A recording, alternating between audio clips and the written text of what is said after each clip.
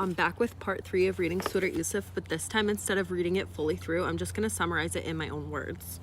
In part 2, we read how the king's wife was trying to seduce Joseph, her slave, and Joseph was trying to escape him. He was like, not today. God is watching me. Nope, not gonna happen. And as he was rushing out the door, the husband was at the door, the freaking king.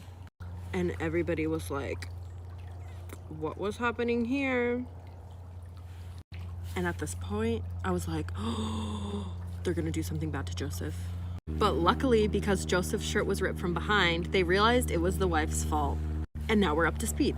So after all of that craziness happened, everybody was obviously gossiping about it around the town. All the women were like, oh my God, the king's wife was trying to seduce her slave boy. She's in love with him. How can this be?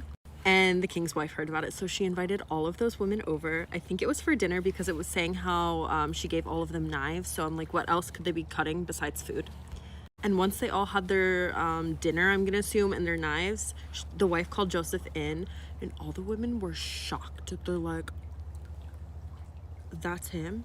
That's your slave? And they were so in awe of his handsomeness, they got so distracted, they ended up cutting themselves instead of their food. And the king's wife was like, I told you. Look who is gossiping now. The king's wife went on to explain to these women how she tried to seduce him, but Joseph refused her. And she was a little bit salty over it. She was saying how Joseph refuses what she tells him to do, and that she is gonna get him in jail. No matter what it takes, she wants to see him in jail, and she's gonna be sure he goes to jail. So I'm not really sure how she managed that, but I'm assuming she went to the king, who's her husband, and said, he's not listening to me, throw this man in jail. And despite all of the proof that they had, they ended up throwing poor Joseph in jail. But this didn't get Joseph down. No, it did not. God's plan always prevails. When Joseph was in jail, he met these two lovely men who kept having dreams, and they asked Joseph to interpret the dreams for him. And Joseph was like, obviously I can interpret those dreams, but not only can I do that, I can also tell you what's gonna happen. I can tell you what meal you're about to eat before you receive the meal.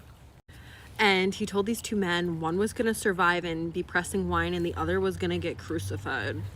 Joseph saw an opportunity, so he told the man that was gonna survive, once you get out of jail, make sure you tell your master that I can interpret dreams. That way I can get out of jail too. And the man finally did get out of jail, but he forgot to tell his master. So a few years went by, Joseph was still in jail. And finally, after years, the king was like, I just had this dream of some fat cows. And that's when the ex-prisoner remembered, this man I was in jail with, Joseph, he knows how to interpret dreams. So he told his master. And that's all we're gonna read for today. Come back tomorrow for part 4.